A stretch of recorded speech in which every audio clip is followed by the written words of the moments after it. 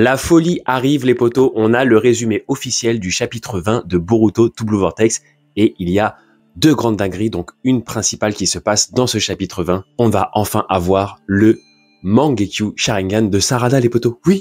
Oui, je suis en hype de malade, je sais pas vous mais je suis en hype de malade. Le chapitre sort le 18 mais le résumé est tombé déjà, vous savez, c'est un peu comme ça tous les mois. Et là, il y a une hype qui monte en moi. Je pense que on est un peu tous concernés par cette hype. Je vous fais rapidement le résumé de ce chapitre 20. Vous allez voir, il y a quand même pas mal de choses qui vont se passer dedans. Ça va être franchement un chapitre grotesque. Je pense qu'on s'attend à un chapitre grotesque.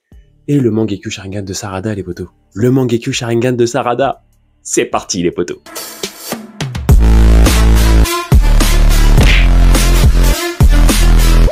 Rappelez-vous le leaks, nous avions eu un Mitsuki qui attaquait Ryu avec sa limaille de fer et je pensais que Mitsuki allait briller face à Ryu, je l'avais dit. J'avais défendu Mitsuki, je me suis dit on va enfin le voir briller, ce personnage va se révéler, on attend de voir comment il a progressé en 3 ans. Et en fait, non, pas du tout. Ryu maîtrise Mitsuki très facilement a priori dans ce chapitre 20. Il va d'ailleurs le faire prisonnier avec sa limaille, donc le Raiden est inefficace contre la limaille. Je me suis complètement planté sur ce coup-là. Et l'autre coéquipier qui est actuellement fait prisonnier, c'est également Araya. Bon, il a plus de sabre, c'est vrai que à part son sabre, il servait pas à grand chose dans ce combat. Il reste Sarada et Yodo est mortellement touchée par la limaille. A priori, elle s'est fait planter par la limaille qui l'a transpercée. On sait pas trop si elle va mourir ou pas. J'avais dit que je voyais bien un personnage mourir. Je pensais que ça allait être Araya, mais a priori, ça sera peut-être Yodo. Pas sûr, mais peut-être. Et du coup, Sarada se retrouve seule face à Ryu. Seule, elle ne sait pas trop quoi faire, elle a l'air absolument perdue. On la voit fermer les yeux un moment, a priori, et quand elle les réouvre, les potos, quand elle les réouvre, alléluia, on a le Mangekyo Sharingan de Sarada. On ne connaît pas encore la capacité. Pour le moment, on va l'avoir dans ce chapitre aussi, je vais vous le dire juste après, mais à partir de ce moment-là, a priori, l'action va rejoindre Konohamaru, parce que oui, faut quand même qu'on s'inquiète un petit peu du pauvre Konohamaru qui était sur le point de se faire becter à la fin du chapitre 19. Mais bon, on a quand même Sarada qui va briller.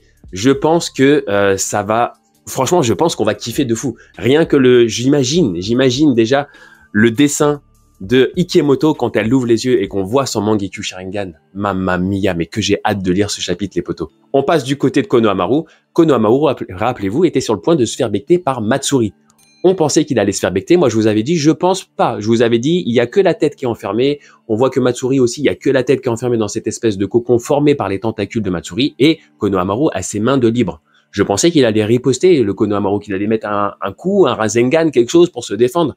Non. Il va la jouer fine, il va se rappeler, on va certainement avoir peut-être un petit flashback, 1-2 cases, peut-être une page. Il va se rappeler une discussion qu'il a eue avec Shikamaru, certainement sur la manière de séduire Matsuri. Et du coup, il va l'amadouer, il va lui dire les mots doux, il va la draguer, complet, on va dire ce qui est. Ça va marcher puisque Matsuri, a priori, va relâcher son étreinte et il va même réussir à la faire pleurer, le saligo. Je sais pas si c'est par regret, je sais pas si c'est quel type de larmes c'est, mais a priori, il va réussir à la faire pleurer et elle va baisser sa garde. Et là, on va enfin avoir un Konohamaru aussi qui va briller. Je vous avais dit, il y avait 2 choses importantes qui se passent dans le chapitre. Konohamaru, a priori, va nous faire péter un double Rasengan. On va avoir le droit pas à un Rasengan, 2 Rasengan, les potos. Et a priori, Matsuri va bien morfler. Elle ne va pas mourir, mais le choc qu'elle va recevoir va bien la faire douiller au point que Jura va ressentir dans l'espèce de, vous savez, dans l'espèce de dimension des Shinju, Jura va ressentir que quelque chose ne va pas au niveau de Matsuri. Est-ce que ça veut dire qu'il va intervenir plus tard, qu'il va venir se déplacer? On ne sait pas. A priori, s'il n'y a pas d'intervention de Boruto, Jura ne devrait pas venir. Par contre, il a quand même ressenti la difficulté que a Matsuri actuellement. Je vous l'ai dit, elle ne meurt pas. Par contre, elle est d'autant plus vénère parce qu'elle fait face là, vraiment, elle voit vraiment la trahison de Konohamaru, la façon dont il s'est joué d'elle et de ses sentiments. Et là, elle va se vénérer de fou, a priori, et elle va décider d'autant plus de le tuer. Elle va vraiment vouloir le tuer. Là, il n'y aura plus de retour en arrière, je pense. Voilà pour l'action du Konohamaru. On retourne du côté de Sarada, les potos. Du côté de Sarada, on va enfin connaître la capacité du Mangekyo Sharingan de Sarada. Je dis la capacité, mais plutôt une des 2 capacités. Parce que, rappelez-vous, normalement, les Mangekyo Sharingan fonctionnent œil droit, œil gauche, et chaque œil possède une capacité. Donc là, on va avoir le droit à une capacité du Mangekyou Sharingan de Sarada. Accrochez-vous bien parce que franchement, moi je n'aurais jamais pensé que la capacité de Sarada, du Mangekyou Sharingan de Sarada, serait ça. Elle va utiliser une espèce de portail dimensionnel pour enfermer, pour faire partir la limaille de Ryu dans ce portail dimensionnel. Et là, je sais que vous avez pensé à la même chose que moi, vous avez pensé à Obito. C'est obligatoire, vous avez pensé au Kamui de Obito. Et bah oui, le Mangekyou Sharingan de Sarada, un des Mangekyou Sharingan de Sarada, et la faculté à créer des portails dimensionnels qui rappellent fortement le Kamui de Obito. En gros, elle se débarrasse complètement de la limaille de Ryu, qui va aller dans ce portail dimensionnel de façon à ce qu'elle puisse mener le combat en toute, j'ai envie de dire, en toute sérénité. Mais il y a une chose que je comprends pas, on n'aura pas la réponse dans ce chapitre-là, logiquement, parce que le chapitre va bientôt se clôturer. Mais Ryu étant fait entièrement de limaille, elle ne peut pas, je dirais, envoyer tout Ryu dans le portail dimensionnel. Je pense pas que le combat va se terminer comme ça, dans le sens où ça serait un petit peu facile, il y aurait aucun intérêt pour nous les spectateurs, et puis bah, comment tu fais pour récupérer le Togedama? Bonne question, j'ai envie de dire. Donc, on ne sait pas trop comment ça va se passer. Je ne sais pas si le fait de pouvoir envoyer la limaille de Ryu dans un portail dimensionnel peut être super utile ou pas, puisque comme je vous ai dit, tout le corps de Ryu est fait de limaille. Mais tout ce que je sais, c'est que Mitsuki est surpris par le pouvoir de Sarada. Donc a priori, c'est vraiment la première fois où elle s'en sert, hein, puisque Mitsuki ne l'avait jamais vu. Araya est également surpris et Ryu semble prendre Sarada beaucoup plus au sérieux que tous les autres adversaires auxquels il a fait face pour le moment. Voilà, on n'en saura pas plus dans ce chapitre. Il y a quand même une question, moi, qui me vient, et je suppose que vous y avez pensé aussi, parce que je sais que vous êtes des goths, les potos.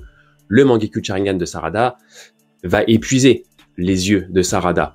C'est certainement pour ça, d'ailleurs, qu'elle ne l'a pas utilisé jusque-là.